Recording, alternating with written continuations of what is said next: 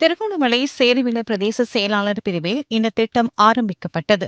2015-2019 நல்லாட்சி அரசாங்க காலப்பகுதியில் தேசிய வீடமைப்பு அபிவிருத்தி அதிகார சபையின் நிதி ஒதுக்கீட்டின் கீழ் முன்னெடுக்கப்பட்டு பின்னர் கைவிடப்பட்ட 34 வீடுகளைக் கொண்ட வீட்டுத் திட்டம் இன்று மீள ஆரம்பிக்கப்பட்டது.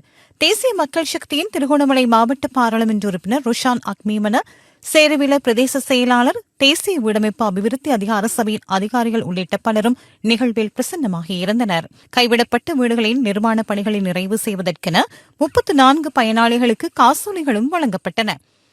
அறவாசி செய்யப்பட்டு சரியா முடிக்கப்படாம இருந்து நிறைய வீடு திட்டங்கள் திருகோணம் மாவட்டத்தில் இருக்கு.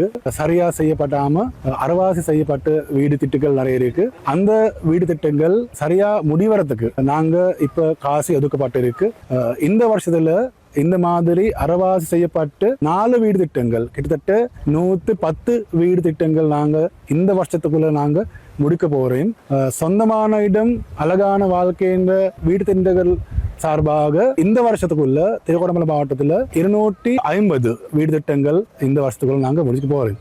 இதனிடையே சேருவில பிரதேச செயலாளர் பிரிவுக்குட்பட்டு செல்வா நகர் பகுதியில் குறைந்த வருமானம் பெறும் குடும்பம் ஒன்றுக்காக வீடொன்றை அமைப்பதற்கான அடிக்கல்லும் இன்று நாட்டப்பட்டது. தேசிய வீடமைப்பு அபிவிருத்தி அதிகார சபையின் 10 லட்சம் ரூபாய் நிதி ஒதுக்கீட்டில் இந்த வீடு நிர்மாணிக்கப்பட உள்ளமை குறிப்பிடத்தக்கது.